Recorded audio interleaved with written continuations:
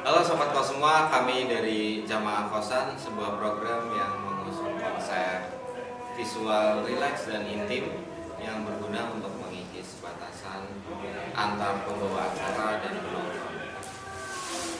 Program ini berangkat dari fase krusial generasi muda yang seringkali diwarnai oleh fenomena quarter life crisis dengan dihadapkan pencarian jati diri yang kompleks serta tekanan emosional yang tinggi dan ketidakpastian masa depan.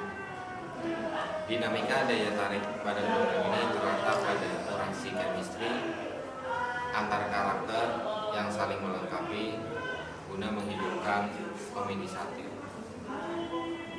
Semua divisi yang ada dalam program ini telah bekerja sama dengan baik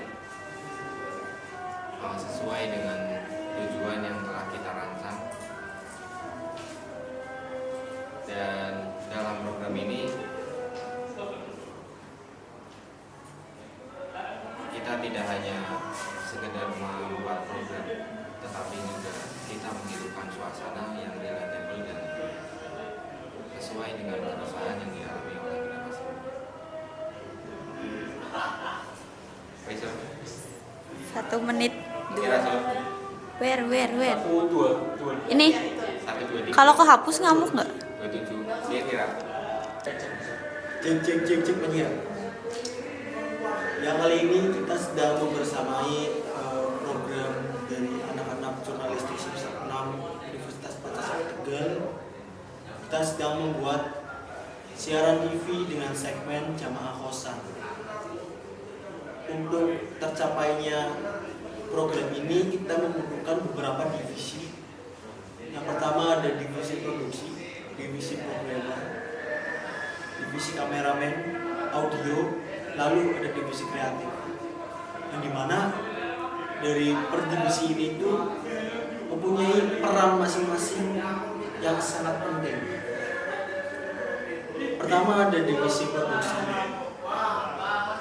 yang dikomandenin oleh eksekutif produser, jabatan tertinggi di program ini, karena dia mengatur dari segala flow hingga cash flow yang ada di program ini.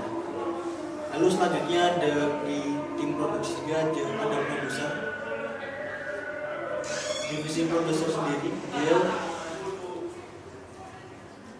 yang mengatur pola dari manajerial ataupun operasional agar terus berselenggaranya di program ini.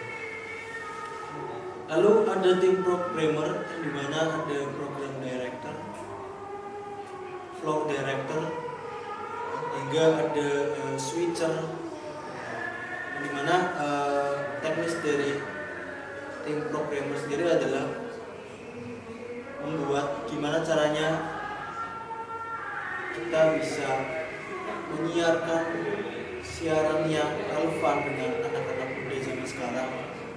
Itu fungsinya programmer. Lalu ada floor director.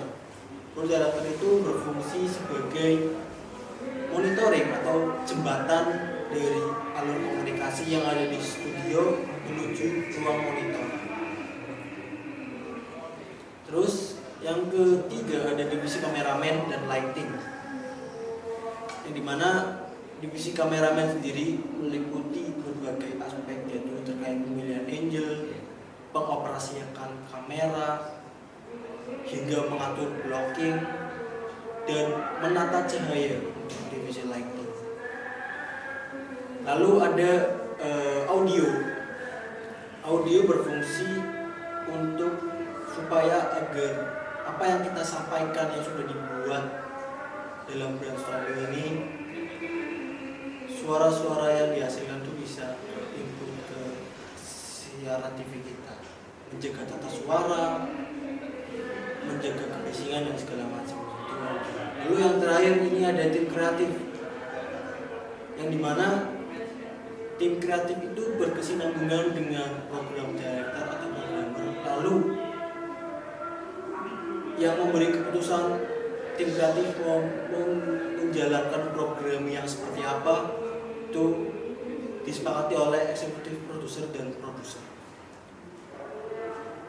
cara kerja tim kreatif sendiri memikirkan ide-ide apa yang akan kita bahas mengenai topik, durasi, dan pemilihan segmen. Jadi tim kreatif itu menjadi pikiran utama gimana caranya program ini bisa terjalan. Perbedaannya mungkin di tim kreatif sama program director.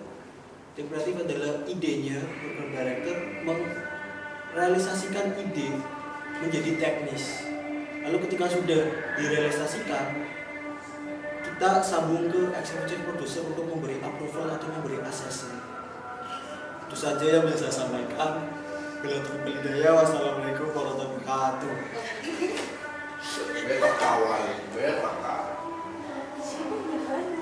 Patang menit ya? Oh, potong-potong nih.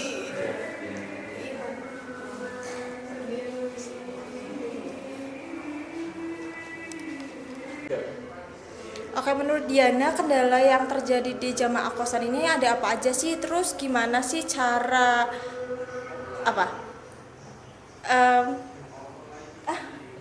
penanganannya?